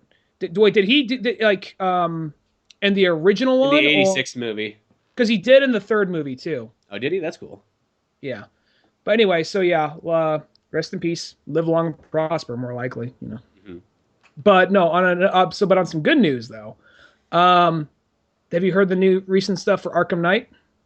No, I haven't actually. There's a new trailer. It's called "The City Belongs to Me," and it's more of a cinematic trailer than anything. There's still a little bit of gameplay footage. Looks awesome, but the game, it's officially going to have an M rating. Whoa! It's going to be mature rated. Get the fuck out. It says that. It says like violence, like blood, sexuality. It's an M-rated game. Just the game just starts off fucking Bruce Wayne just gets out of the shower, just like this is what just cock hangs down. He's just like whoa, that's the reason we got the mature rating. Like I just see just like a shower. We just thought let's just go balls out on this, just like he's just putting the armor on and stuff. It's not like it's a sexual scene. It's just one of those ones where you just happen to see it, and all of a sudden he's putting on the armor and getting ready. I just see it's like just the shower in the Batcave. All of a sudden just opens up. He just walks out, stands there like Arkham Knight. It's just hanging there in full glory. Just stand there. Press any button to continue. He just stands there looking at the screen. Like, why are we putting that in there? Fuck you. It's art. It stays. No, here's the cool thing. That's every 5% you get through the game, he gets a new piece of armor on it. It shows like. So he's just standing. He's got like one glove on because you're like 5% in the game. Just standing. What? But he still has the mask. He still has press start. Hurry up, Alfred. This fuck's not pressing start. Boy, they're really going. Since they got mature rating, they have Batman swearing and everything. They're also breaking the fourth wall and everything. Shit. Yeah. And then there's also the they're like, oh, we're going for like a Maximo kind of thing, Yeah. So when the more Batman gets beat up, his armor falls off. So he's running around in his boxers, his bat boxers. Maximo pulled out like a bitch. We're going the full way though. Yeah, so he's just running around. At the very end, it's like when you've got one life remaining, she's just a naked Batman with just all he's got is the cowl on. That's it. And the cape. You need the cape. No, because the cape. How's he gonna fly? Makes it creepier when it's just got nothing else on. Well, it makes sense though. On a realistic note, that makes sense. The game's mature because I'll say this: the last three, they're like literally borderline mature. I mean, if nobody told you what the rating was, you would almost might think they might be a mature rated game. I'm surprised. They're that close. I'm surprised. I mean, the first one's rated like T, but there's literally a line, Riddler, and this is all like spoken, but Riddler says a line like, "I got a riddle for you," and like it's like one of those tapes you come across, one of the just little finds you have, and he's talking to like a therapist, and he says like, "I got a riddle for you. What starts off on 4 legs, then 2?" It starts off at 4 legs, but then later in life, walks on 3. And then she says, you know what? I'm going to have to say a human, because you start off as a baby, you get older, then you have a cane. He's like, no, that's a good guess. That's a good guess, but you're wrong. Well, what is it? Baby, you cut off one of its arms. It's like, how could you say that kind of joke? Like, not my baby. And that right there, that's in a T-rated game. There's some parent just like, hey kids, got the new Batman game. And the kids come across that, I think it's the sequel to Lego Batman. I mean, there never was any real blood in it. Lego Batman. There never was any real blood in those games, though. I mean, a little bit here and there in cinematic scenes. Yeah, I think there's light blood, but I mean, there's enough that makes it teen. But at the same time, I feel like tone-wise, it's a mature rated game. Well, when you go to Ra's al Ghul's like lair in Gotham, in Arkham City, when the corridors opens up, I was surprised they had this. They had just a bunch of people down the hallway just hanging. It was a really cool image. Yeah. But I'm surprised. I mean, because even in like that's still kind of a very kind of chilling image. Even in like Dark Knight Rises, they're hanging people from like the Gotham Bridge and all that, but it was from a distant shot. They didn't actually show them full on doing it. It was all distant shot, and even it's not that that's all that violent. It's just more of just kind of unsettling. So I was kind of surprised to see that in like Arkham City. So I guess this one right here, though, I mean, each one I'm surprised. It always seems like the tiptoe this way. I'm like, I guess we're going there. We don't care. But they showed like a great cinematic trailer. It's primarily Batman talking to Poison Ivy for a little bit, with some cool footage of him fighting crime, this and that, and then it cuts primarily to like Scarecrow giving his evil monologue. And Scarecrow, they're saying he's the main villain of the game, but chances are Joker's gonna pull the mask off halfway through. I'm hoping not Joker. Yeah, I hope so too. We're gonna take a quick break right here, but now a word from our buddies at Painted Black Podcast. Take a listen. I'm Pete, that's Brian. Yeah. There's Lou. We are Painted Black Podcast. We are Painted Black Comics. If you could describe the show, what would you describe it? Horribly offensive. Balls to the walls. True. A good time. I don't know. All professional. I wouldn't be surprised if fucking Barney heard some screaming from next door. Right? Hey, yo, Fred, I got kicked out of the house. Can I stay with you guys for a little bit? No, Barney. We're not friends like that. You better go stay with Kazoo. Yeah. Dum-dum, you should have said yes to your wife. Can you imagine what Disney World would have been like had he lived longer? No Jews. That's the primary difference. I feel like he funded the Nazis in some way. I can't prove it. The first fucking model of their helmet had ears on it. Oh, the Basketeers are coming over the hill. What the fuck's going on? Dosan sounds like a Renaissance painter. He was the fifth Ninja Turtle. He wasn't right in the head. They didn't really bring him out too much. I'd like to fight the foot. That's probably why they had all those stupid ass toppings. Bubble gum. Fuck, who let those Santos order the pizza? I want a stink bug. Who put Legos on this shit? Can I give you money for sex? I would enjoy you making a transaction for a blowjob. Can I get a receipt with that pussy? Oh, yeah. How do I follow this? Do you wash those briefs with starch? Make that booty clap. Why don't you? Let's hear Randy Newman doing the song from Pompeii. Oh, he's on the spot. Whoa, it's smoke. Volcano. Whoa, it's the smoke. Vesuvius. So they cut to like I want to say shit, where were we at? They cut to it's primarily just Scarecrow, most of it just giving an evil speech. It's actually pretty well written, and then Batman fighting crime in the meantime. But we were saying earlier the Arkham Knight, because the Arkham, it's called Arkham Knight, and there's a character in it called Arkham Knight, and created by Jeff. It's Johns. just some masked character made by Jeff Johns and Jim Lee apparently. And he's some masked character that I want to say he was kind of designed by Jim Lee, possibly. I want to say that, but I know he was created by Jeff Johns. But he's he basically looks almost like a robot version of Batman to an extent. Doesn't have the same color scheme, just the way he looks kind of looks almost robotic. But you can see they're trying to go for more of a Knights of the Round Table kind of thing, but just very kind of like cybernetic and whatnot. And which makes sense, the Knight. Yeah. So Knights of the Round Table. So not like it's gonna break in this musical scene all halfway into the game. Where cybernetic Batman's up there dancing, and then Batman's like you're like rubber dancing. And then Batman just looks at, he calls up Alfred, let's not go to Camelot. Silly place. You're like, fucking quick time events.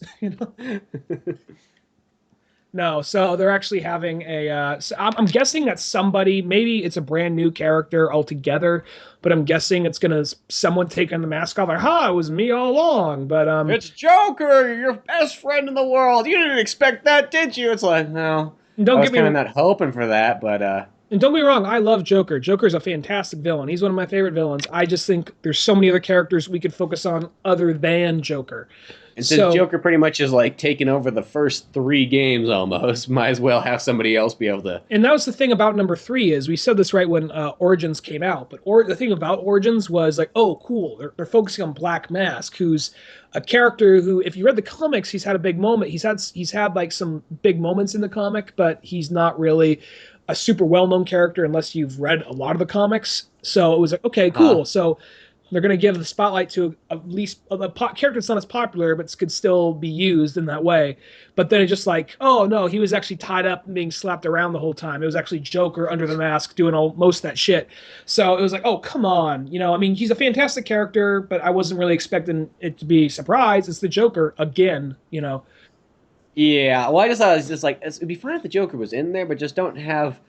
I wish Black Mask was actually Black Mask. It wasn't like fake Black because Mask. He's in there, but hopefully, as long as Arkham Knight doesn't do the same thing, then I'm cool. He's in there, but he wasn't getting smacked around like a bitch. He was getting smacked around like a bitch in the background the whole time, pretty much.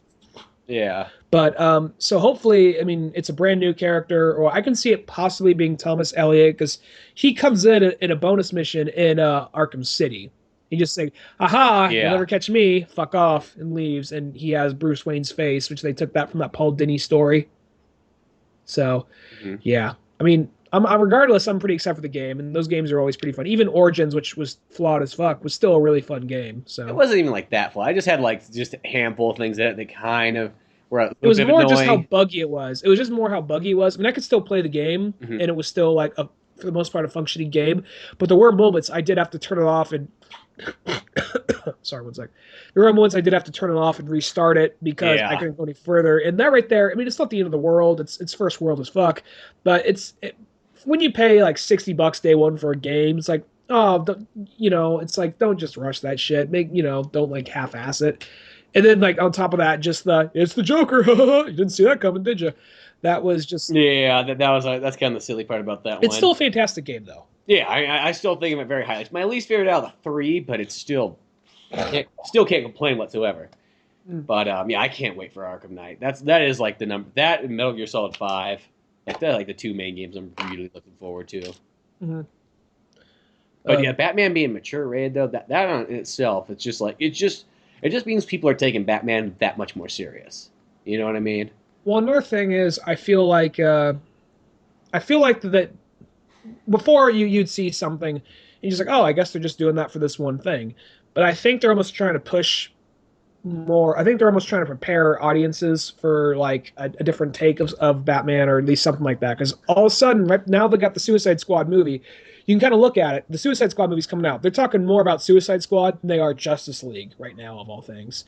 And Suicide, and like you could look at it, they were trying to build people up to Suicide Squad. They started putting Deathstroke's not gonna be in the movie, I don't think, but they're putting Deadshot into a lot more things.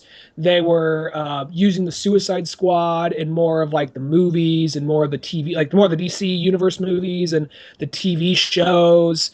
Yeah, because it's an Arrow and everything. They relaunched with the 52. They put a little more emphasis on Harley Quinn being in it. And then right before Green Lantern, the movie came out, they started showing more Green Lantern, like animated movie stuff, trying to get them more in like the public mindset. So I can see them possibly, maybe if they're saying, look, Batman can be M-rated or R-rated, they might for like, not just the comic, but for like something else other than a comic. So. And they even Bruce Timm said at one point in time, we considered doing a R-rated like animated Batman movie, but they said it was a story based on a comic, but they didn't know which one. They didn't say which one it was going to be. So I'm not going to say because then people are going to absolutely demand it. So if I had to guess, probably The Killing Joke, maybe. But Yeah, that's probably the closest one to be in there. Even though it's like I look at that one and I go that one's probably still more tame than a lot of other Batman stories out there. I'm thinking of this.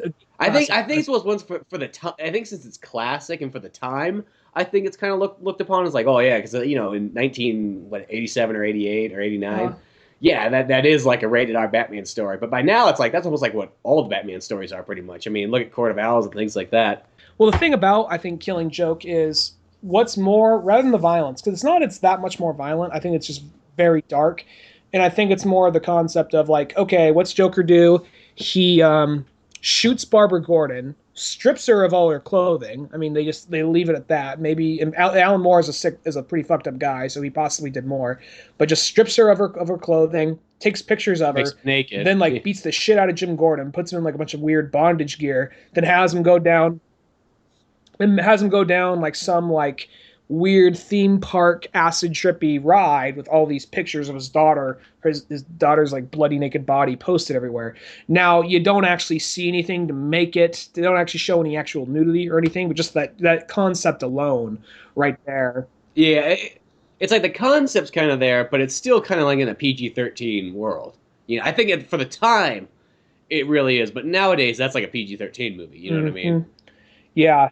That's like Taken, Batman style. I guess you got a point, because Taken's all about like sex trafficking. So, which Taken's almost kind of like, you Americans stay the fuck in America. Is almost what Taken's trying to be. Yeah.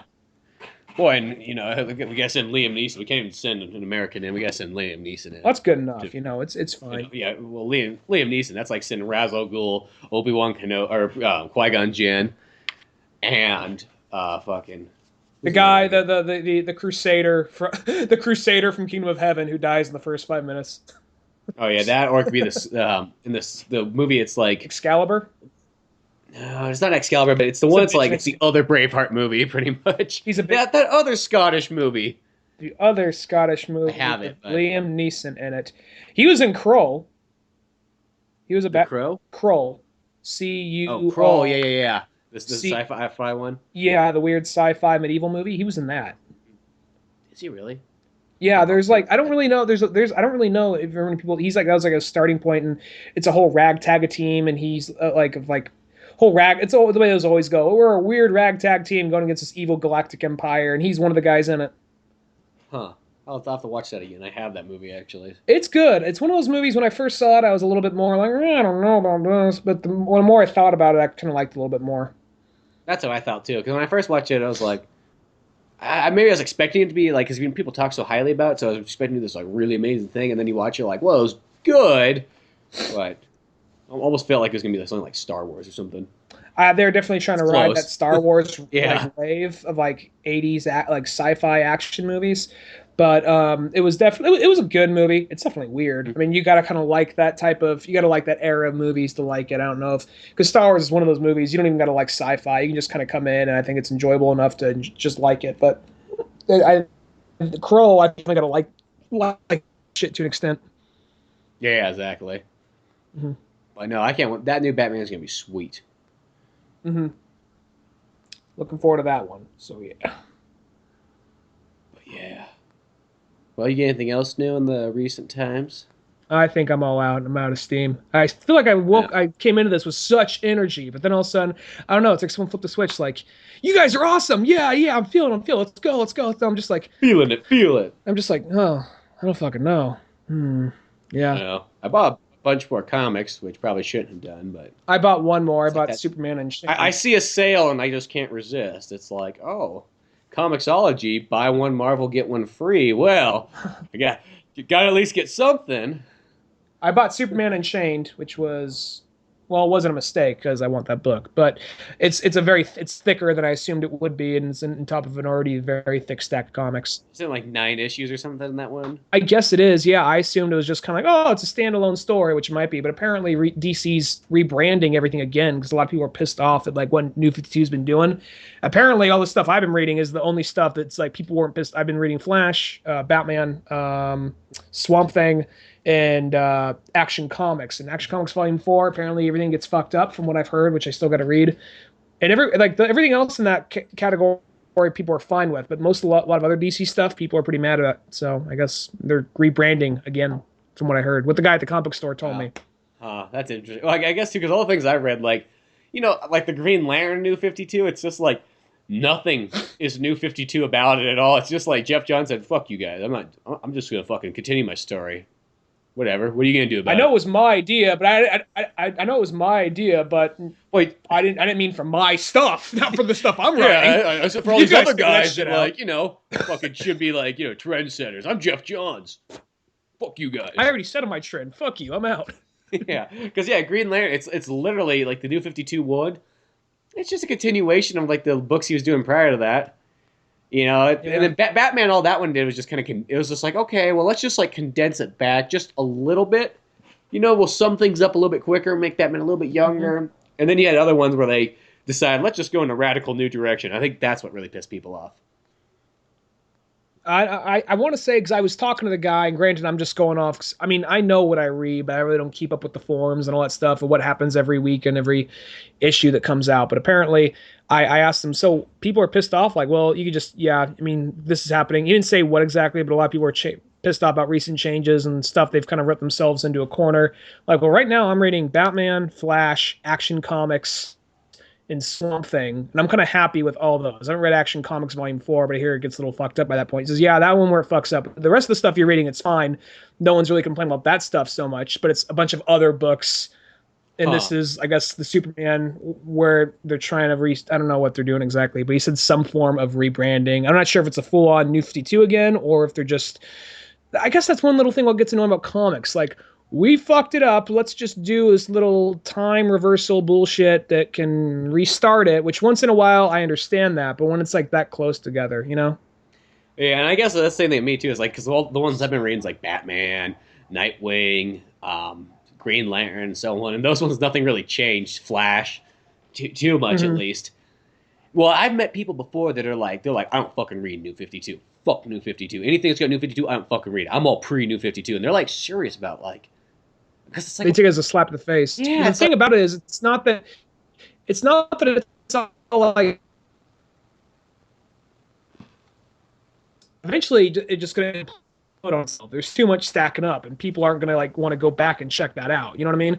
That was one of the things that kept me from checking out comics for a while. So now, eventually, because it's going to become too much. So every so often, you got to reboot it to an extent, but they didn't totally reboot everything. They just took a few steps back and just They restarted it, but more of they kept some things. It was kind of like more of like going not the full way back, but just like it sums it up. Maybe a couple more like that. And I think I understand that. I mean, I guess there's some things they changed, which I kind of understand what people be pissed off about. But there are other things where the continuity's a little fucked up. Like, I guess Nightwing and Superman are apparently starting around the same time, but somehow Superman is like in his early 20s, and so is Nightwing, but when they're in the same room, technically Nightwing's older than Superman if you're going off the Action Comics one. Yeah, so I don't really know. Well, maybe he's not older than him, but he's been fighting crime longer than Superman. Yeah, so it's more like they got to sit down and figure out their continuity exactly. Beyond that, though,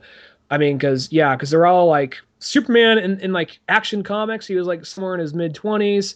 Justice League, for what I've read of Justice League, I was reading Justice League. I kind of stopped reading it because I guess that's one of the ones I didn't really like where it was going. Not that it was even that bad. It just felt like it was on autopilot for the most part. But there's some of those ones you just kind of like, you're like, I'm going to try this out. And it doesn't really mean you're going to go out and buy every one. It's kind of like the Harley Quinn one. I bought that one. And it was kind of, it's fun. It's not like I felt like it was like dumb, but it's not like I'd go out and buy any more. Justice League, I got the first 3 volumes, and it's not that it was bad. It was just more of, I don't know. It just didn't really leave that much of an impression on me, And that's one of those things. I mean, I don't know. I can't really complain too much about it. The first one, I actually can complain about the first one because the first one's basically Justice League War, the movie. That's what that is, and so it just felt that way more or less.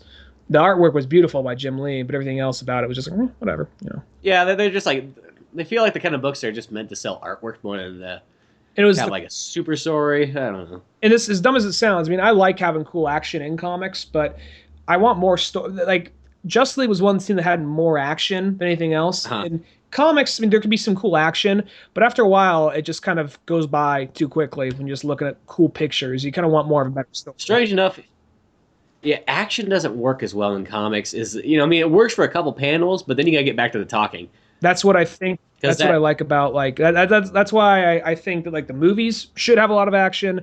The comics themselves should have a decent amount, but not like I think the decent amount, but there should be more story because that's the main reason you're going there. You can kind of look at a cool picture book anywhere.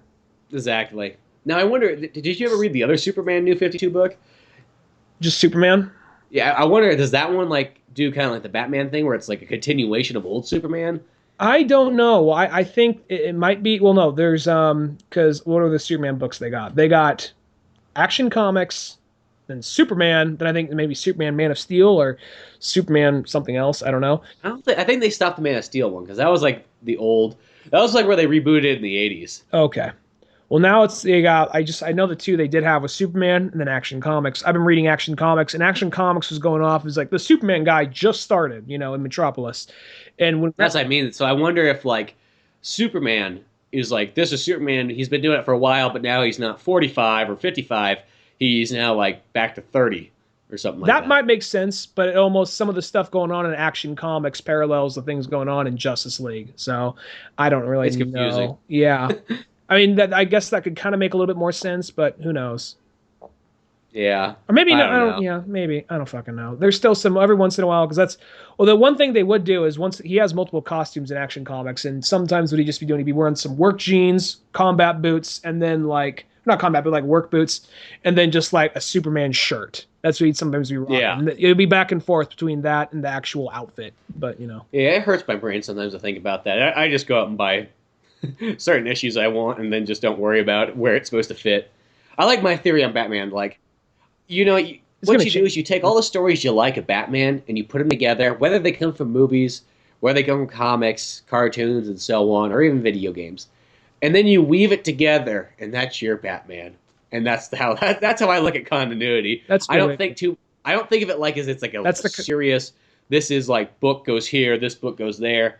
I just go, if you don't like Batman Year One, well, there's another Batman. Maybe Batman Begins is what you'd rather have as your startup. I know it's kind of similar. Or maybe you don't like that one. Maybe you just want Bob Kane's one. Maybe that's the version of where Batman starts off at, Yeah, the way I actually kind of view the movies, I mean, this is going to sound like, to some people who aren't comic book fans, is going to sound so nerdy, but the way I kind of view movies and like cartoons, adaptations, I kind of view that as like Elseworld stuff. Kind of like how you kind of would sometimes read like, this isn't part of the main continuity. This is like a fun, like, what if? I mean, that's basically what Dark Knight Returns is. Dark Knight Returns is a what if story. I almost kind of view as like Batman Begins, kind of like, all right, yeah, we're going to take and pull from a bunch of different, like, I mean, that's what I view all the movies based on something. Like, this is kind of like an Elseworld kind of thing. Because all comics always have. Yeah, it's like a different Earth 3, Earth 4 or something. That's what I always kind of view. Yeah, that's what I always view that as. So Earth Nolan. Earth Nolan, yeah. Nolan 1. So that's what I kind of like, that's why I think that's why you can come with the excuse why some things are different. That doesn't mean I support all the things they do in whatever movie comes out, but that's just my rationalization of it. Why? That makes more sense. Because you got a universe where Batman was shot before he even got a chance to become Batman. So I guess you could have a universe where he retired for 8 years if you view it that way. Yeah, and then you can have another verse where he actually does kind of fire off guns and throws people over the edge with bombs strapped to them. It's a different world, We got the Burton verse. Yeah. Well, he had a. Well, I wonder. Do you view the Tim Burton and Joel Schumacher ones as the same universe?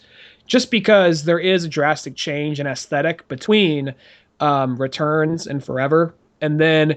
And like, say what you will about the Schumacher ones. Like, I don't like the Schumacher ones all so much, but they do. He does not kill a single person in the Schumacher ones. Yeah, that you gotta give him credit there. Well, I still like the Schumacher ones. I like all 4 of those Batman movies.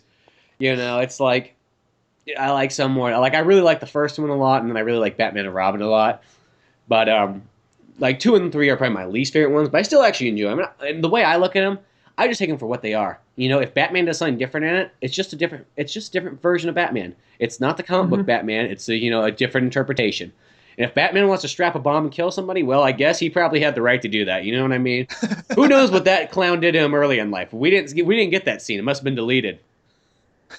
For all we know, that could have been Marvin in a costume, and Batman just finally caught up to him and just said, "You know what, Marvin? On to you, this is fucker." fucking it."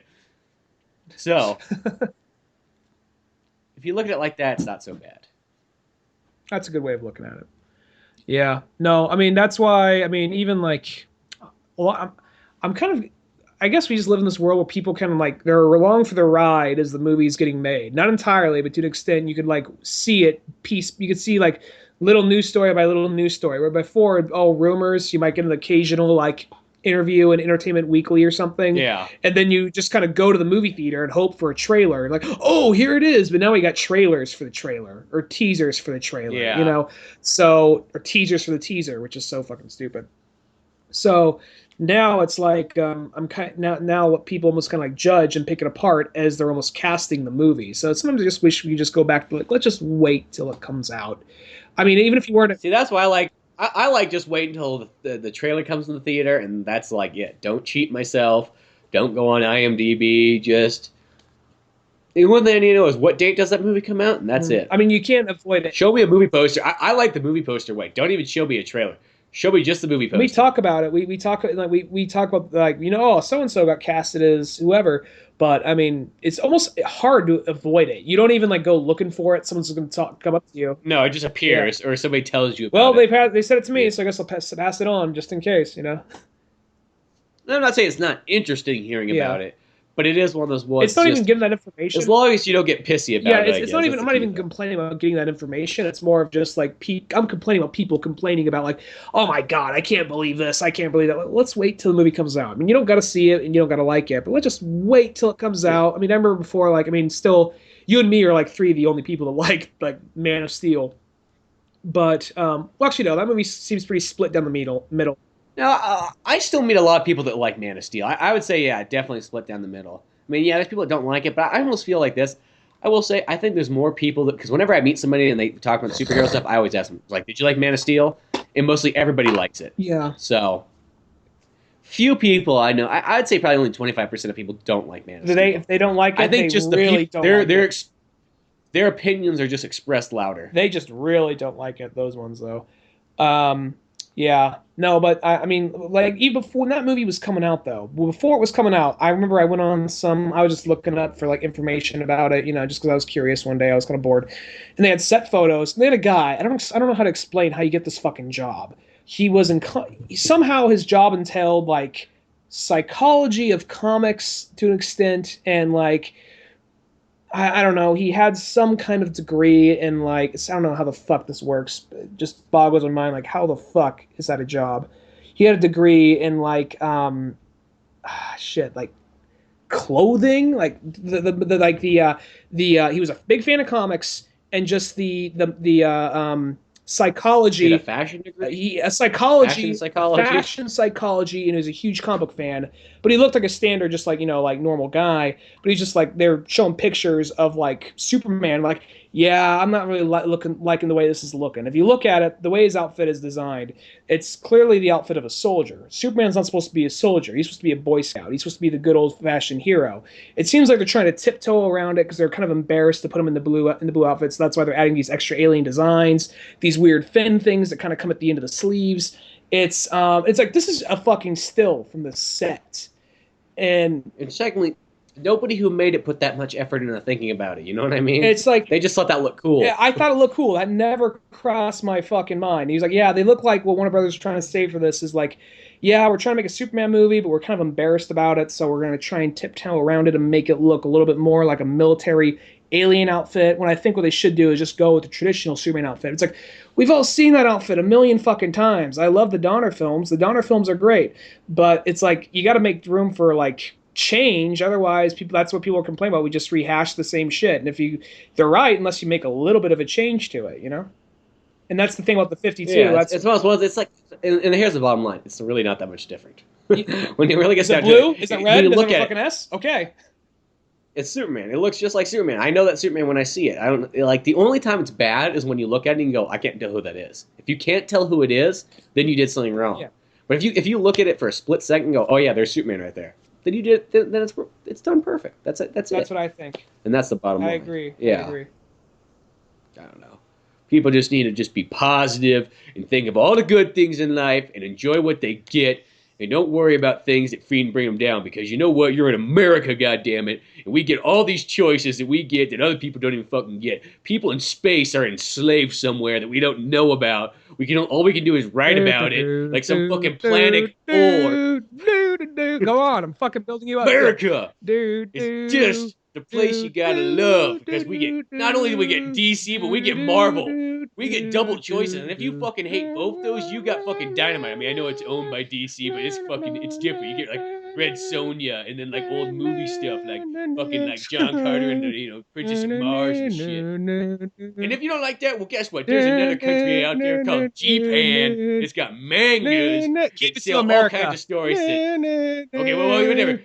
But in America, we got people that translate these mangas. Keeps it American pride in this choice.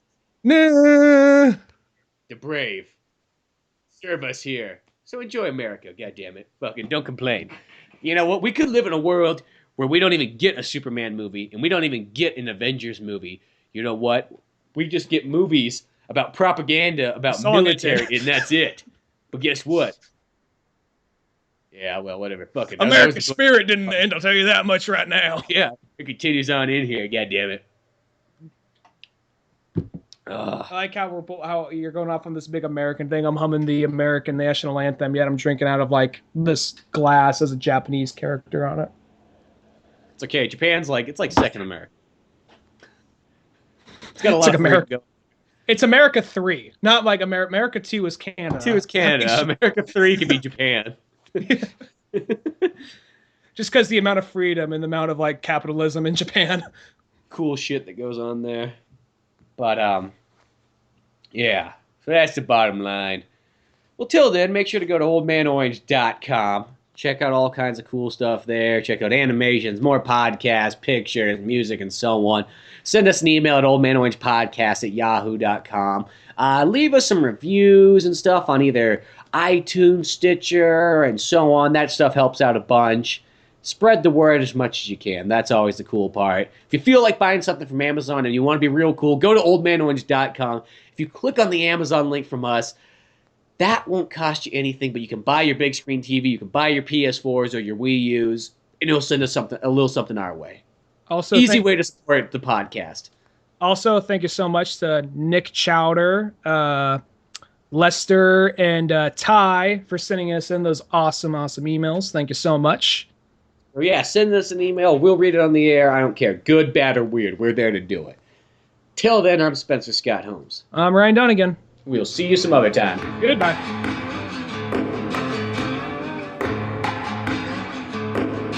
Thanks for listening to the Old Man Orange podcast. Check out our website at oldmanorange.com for even more podcasts, cartoons, videos, music, and more. Send us an email at oldmanorangepodcast@yahoo.com. Be sure to subscribe, share, rate, and review us on iTunes, Podomatic, or any of the other fine sites we might be located on. And if you want to help out even more, click on the Amazon or GameStop links on our webpage before you make any purchases there. It won't cost you a penny, but it sends us a little something our way. Thanks again, and tune in next week for more Old Man Orange Podcast.